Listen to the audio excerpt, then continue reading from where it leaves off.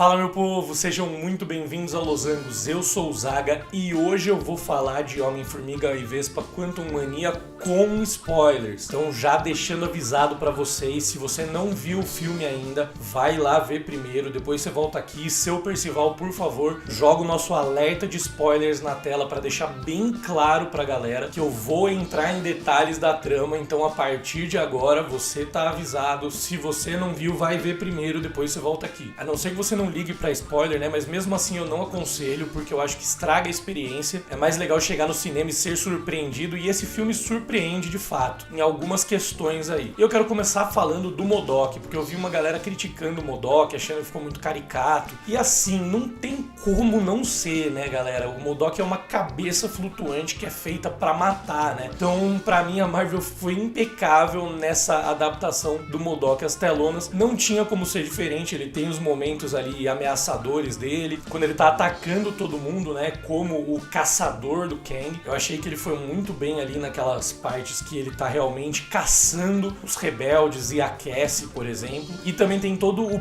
peso que ele carrega do trauma, né, do Homem-Formiga 1, que o Jaqueta Amarela acabou se tornando MODOK, quase morrendo, né, e ele deixa muito claro, né, desse trauma, desse peso e de como isso também faz parte da motivação dele no filme. E ao mesmo tempo, quando é pra ser escrachado, caricato e engraçado, ele é engraçadíssimo, faz a gente dar risada. O único ponto triste aí dessa história do MODOK é que ele acaba morrendo no fim, e eu particularmente queria ver mais, né? Só que com essa história de multiverso dá pra trazer outros MODOKs aí, por que não, né? Até o próprio Kang acabou morrendo no fim do filme, então por que o MODOK não pode voltar também, já que o Kang vai voltar? Mas enfim, pô, quando ele fala que pelo menos ele morreu um Vingador e ele tenta se redimir no final, foi uma das partes do filme que eu mais gargalhei. Então, na minha opinião, o MODOK ficou impecável no filme, como deveria ser. Não tinha como ser diferente para um personagem que é assim, né, que é bem caricato mesmo. Não tinha como fazer nada diferente. A Marvel acertou em cheio com o MODOK. E acertou em cheio também com a Cassie Lang. Eu achei que essa alteração na história de origem dela foi muito boa, porque mostrou que ela realmente é um gênio, né, ela é inteligentíssima, e ela acabou criando, estudando o reino quântico por conta própria para tentar resgatar o pai, né, na época do blip. Enfim, ela conseguiu desenvolver uma tecnologia nova, e isso dá um senso de mais importância para ela, de mais relevância, até de mais poder mesmo, né? Porque aí o poder vem da mente, como os grandes heróis da Marvel, e não simplesmente porque ela ficou se expondo a partículas pink nem nos quadrinhos. Eu acho que isso ficou mais interessante nos filmes, então foi uma adaptação, uma alteração muito bem-vinda no meu ver. A relação dela com o Scott no filme é muito boa e condiz totalmente com tudo que a gente viu até agora, né? Desde o primeiro Homem-Formiga até Vingadores Ultimato. E as motivações do Scott também no filme, principalmente essa parada dele sentir muito que perdeu os 5 anos do crescimento da filha, e também tem o fato do Scott não estar acostumado com a filha mais crescida, né? Mais adulta, mais jovem adulta, e tratando ela ainda como uma criança, né? Esses 5 anos fizeram uma baita diferença pra Cassie, mas pro Scott passaram assim, né? Então, literalmente, né? Um estalo de dedos. Então, acabou que isso foi muito bem trabalhado, eu achei. E também a relação do Scott com os traumas dele, como ele acabou usando a batalha contra o Thanos pra se autopromover, escrevendo livro, contando um podcast. O podcast não aparece aqui, aparece em Miss Marvel, né? No filme não se fala do podcast dele, mas tem o livro que é muito retratado aí, e tem muitos momentos aí cômicos também, com a galera até zoando o Scott, a galera zoando porque o Scott fala disso o tempo todo, e tudo isso ficou muito bem encaixado com a personalidade que apresentaram do Scott Lang ao longo dos filmes. Inclusive, quando o Scott tá lendo a história, né, do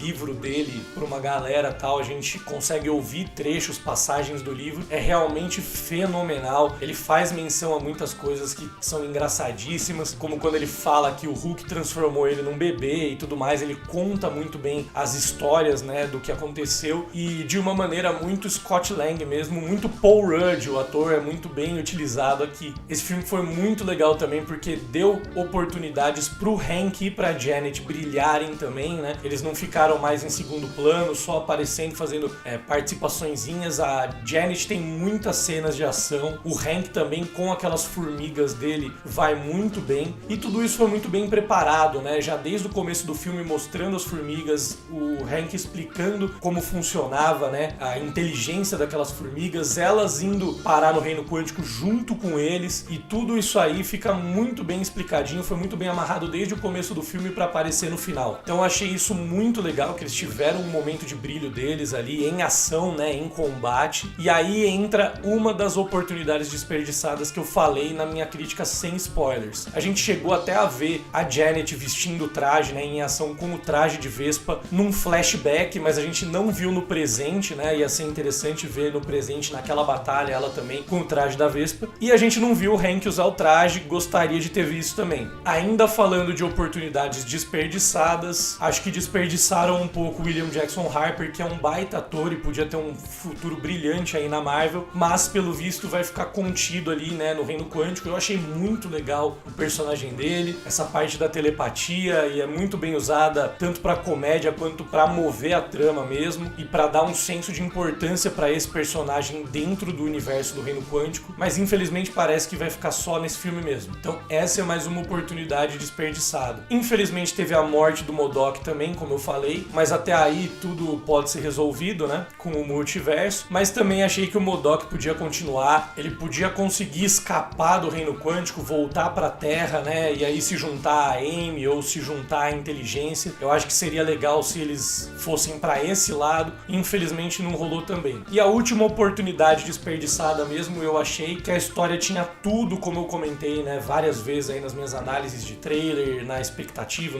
na live de expectativa, é que eles podiam ter feito pelo menos alguma coisinha pra introduzir já, ou pelo menos acenar pra possibilidade dos Jovens Vingadores. E infelizmente não, foi só a Cassie aparecendo mesmo, não teve nenhuma interação com outro personagem que pudesse fazer parte aí dos Jovens Vingadores, não teve nem nas cenas pós-créditos, né? Então eu achei que foram oportunidades desperdiçadas. E a história de Homem-Formiga e Vespa Quantumania, como eu comentei em outros vídeos, era o momento perfeito para introduzir aí os Jovens Vingadores, tinha muito a ver com a história de origem dos Jovens Vingadores. Então eu achei que foram essas as oportunidades desperdiçadas. Mas nada que estrague o filme, né? Pra mim foram coisas que eu teria acrescentado ou teria feito levemente diferente assim, mas o filme no geral pra mim é espetacular. E agora vamos falar de Kang, né? Ele tá realmente ameaçador, ele chegou muito perto ali de matar o Scott Lang, aquela cena que ele pisoteia a cara dele que a gente já tinha visto no trailer, realmente é impactante, tudo que ele faz é muito pesado, né? Ele tem uma imponência, o Jonathan Majors traz isso muito bem pro papel. A cena também que ele ameaça matar a Cassie várias e várias vezes e ficar voltando no tempo pro Scott assistir a filha morrer incessantemente, sem parar várias vezes, algo que aconteceu, por exemplo, com a Wanda, com o Visão em Guerra Infinita. Aquela ameaça também, naquela cena, realmente dá pra ver tanto que o cara é brabo e o tamanho da ameaça que ele é. Então o Jonathan Majors impecável. Eu também gostei da relação dele com a Janet. E aí, pra explicar um pouquinho também, pra quem não conhece o personagem dos quadrinhos, tem uma galera que ficou meio confusa. Quando a Janet vê a mente dele, ela pergunta pra ele quem é Kang, porque o nome dele não é Kang. Kang é o nome de vilão dele, né? O nome de conquistador dele. O nome do personagem é Nathaniel Richards. E provavelmente não foi falado isso durante o filme pra evitar comparações aí com o Quarteto Fantástico, que talvez ainda a Marvel esteja considerando que não está na hora, mas provavelmente ele se apresentou como Nathaniel pra Vespa quando eles se conheceram, pra Janet lá no Reino Quântico. Por isso que ela pergunta quem é Kang pra ele, né? Porque até então ela conhecia ele por outro nome. E aí ele fala, Kang é quem eu preciso me tornar. E tudo isso tem muito a ver com os quadrinhos mesmo. Eu gostei que eles realmente adaptaram a Cadeira do Tempo, apesar de não chamar de Cadeira do Tempo, mas eles adaptaram, que é uma das maneiras pela qual o Kang viaja no tempo nos quadrinhos, né, e nos desenhos animados da Marvel. Então isso foi bem bacana também. E a fala dele pro Scott, né, quando ele fala que o mundo vai acabar e só ele pode salvar o mundo, primeiro tem muito a ver com a fala do próprio Kang que aparece em Loki, né, na série do Loki.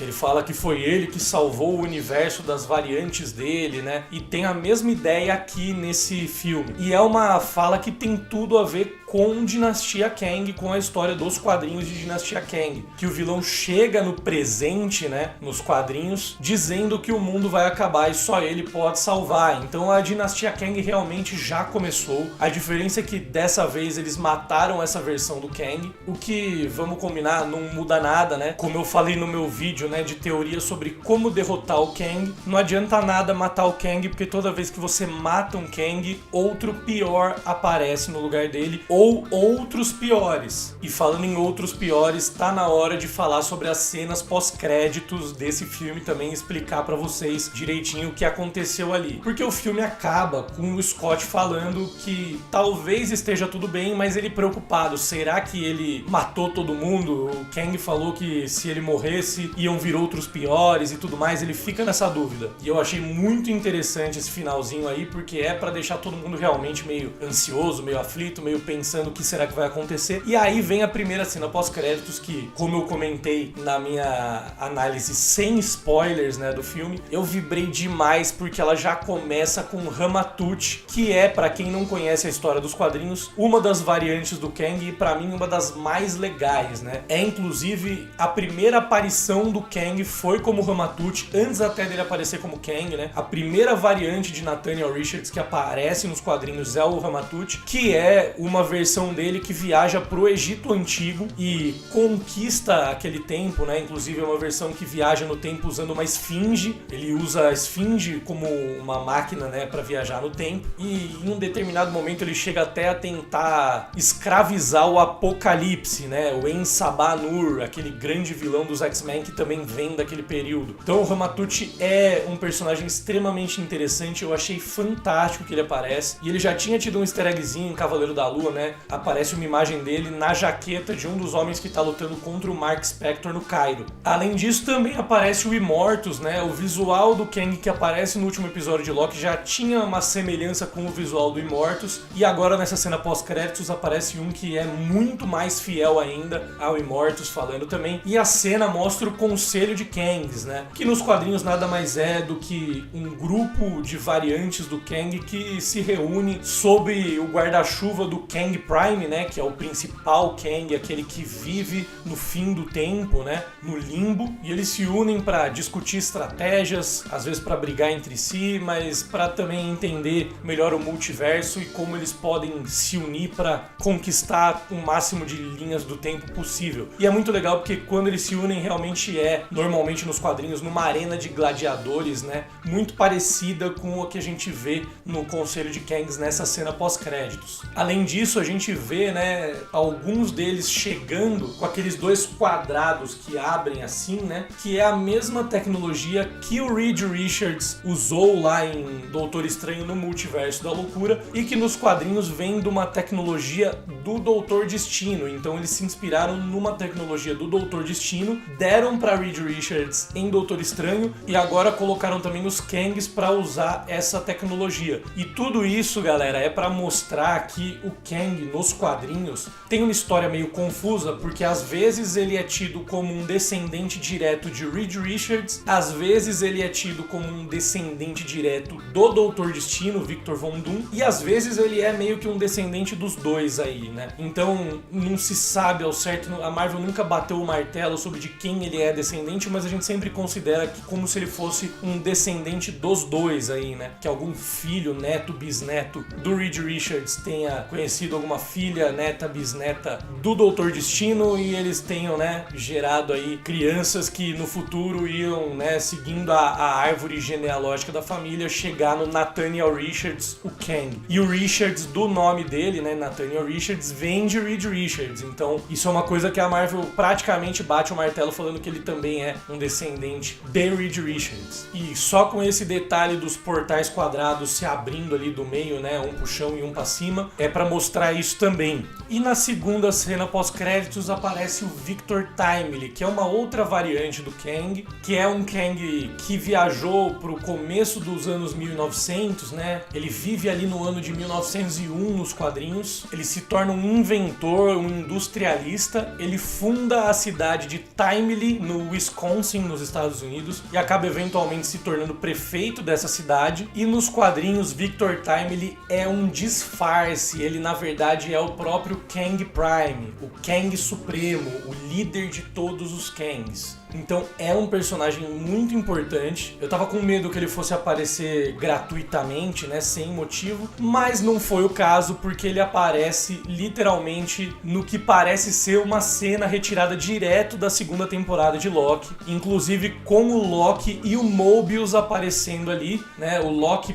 pelo visto, eles estavam procurando esse Kang, né? Então depois de tudo que aconteceu na primeira temporada de Loki, a alteração da TVA e tudo mais, na cena o Mobius pergunta: é esse cara mesmo? O Loki fala: sim, é ele, certeza. E o Mobius fala algo do tipo: ele não parece ser uma ameaça e tal. Isso tem a ver justamente com a ideia de que o Victor Timely é um alter ego, é um disfarce do Kang Prime, né? Pra ele conseguir ficar de boa no meio de todo mundo sem parecer uma ameaça, mas aquele Kang é o Kang brabo mesmo, o mais importante de todos. Então uma teoria minha estava errada, eu achei que o Kang Prime era o que estava no filme do Homem-Formiga, mas não é o que está na cena pós-créditos. Eu achei que eventualmente o que está no filme pudesse voltar no tempo, né, e parar em 1901, talvez fugindo, e passar um tempo como Victor Timely ali. Não foi o caso. Mas enfim, agora fomos introduzidos mesmo ao Victor Timely, ao Kang Prime e ao Conselho de Kangs. E tivemos o Ramatut, né, que talvez seja a minha variante preferida do Kang. Eu gosto demais dessa história do Egito Antigo, dele tentando escravizar o Apocalipse, ele travando uma guerra contra o Apocalipse no Egito Antigo. E apesar de eu achar improvável, não impossível, mas improvável, eu gostaria muito de ver essa história da batalha dos dois no Egito Antigo em algum momento. Podia ser até um especial, ou quem sabe segunda temporada do Cavaleiro da Lua, porque tem uma história relativamente recente do Cavaleiro da Lua nos quadrinhos, que é justamente ele e o Kang, né, viajando no tempo, meio que uma corrida no tempo pra ver quem consegue chegar primeiro e adquirir uns artefatos místicos do Khonshu, né? Kang tá indo atrás disso, né, viajando várias linhas do tempo através desses artefatos, e o Cavaleiro da Lua tem que viajar no tempo também pra caramba pra tentar chegar antes. Então quem sabe numa segunda temporada, ou talvez no especial, a gente não possa ver alguma coisa do tipo, embora muito pouco provável. E agora que tá tudo que é importante explicado, falar algumas coisinhas também só pra encerrar o vídeo, porque eu não posso deixar de falar daquele bichinho gosmento lá, que eu esqueci o nome,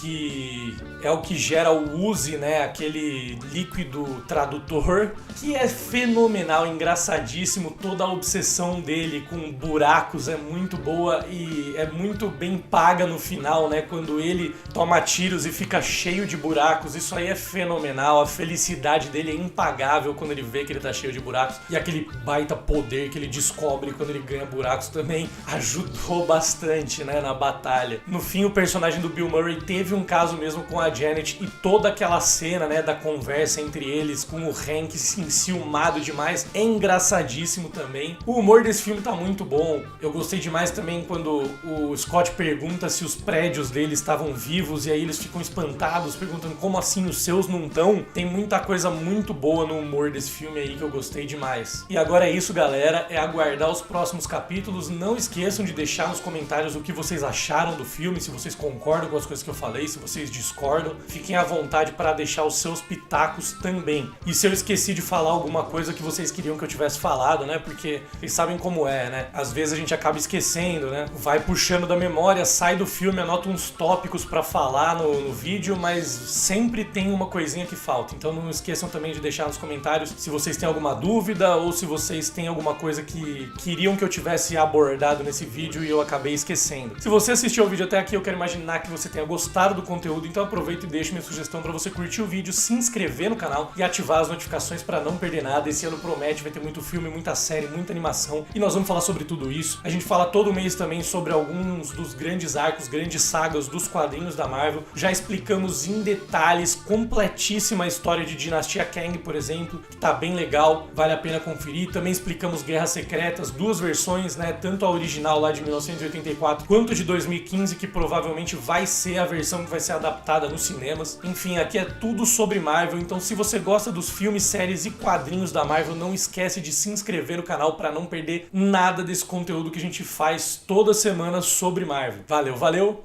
um grande beijo e até a próxima!